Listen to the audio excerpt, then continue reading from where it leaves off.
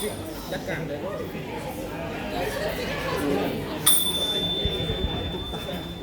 วีบข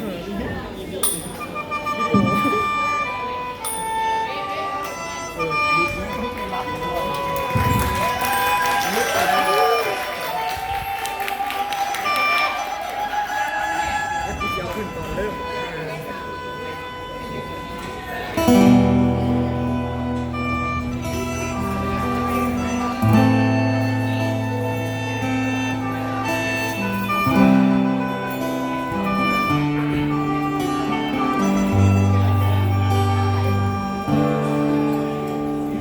สา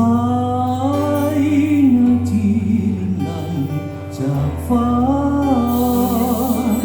เป็นพระสุธาเป็นสายด้วยความ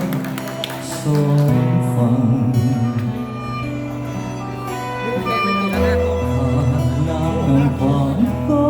บ่สำคัญแต่ความสัมพันธ์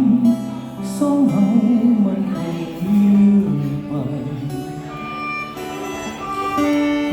เธอใกล้กันคนละฝั่งของตาไม้ปองดอกม่วงทั้งสองจึงได้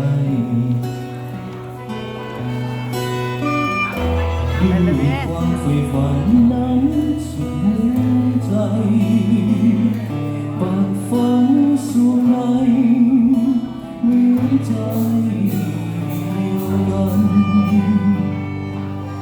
ทั้งสองฝั่ง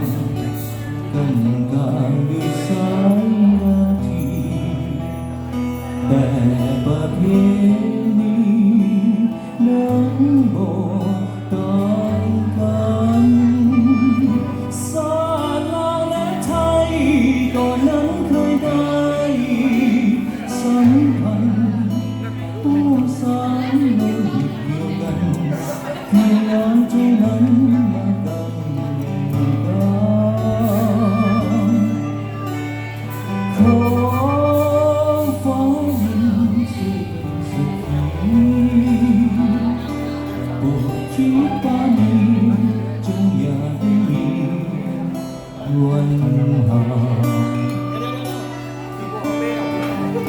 อย่าให้สัมพันธ์นั้นต้องจืดจางปักฝังสิ่งนี้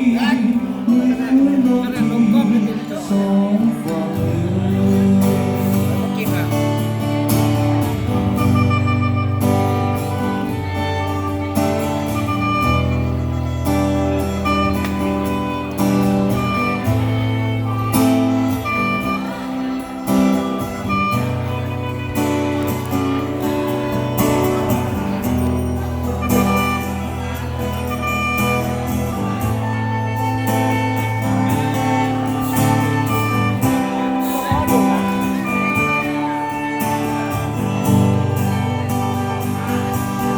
ทั้งสองฝั่ง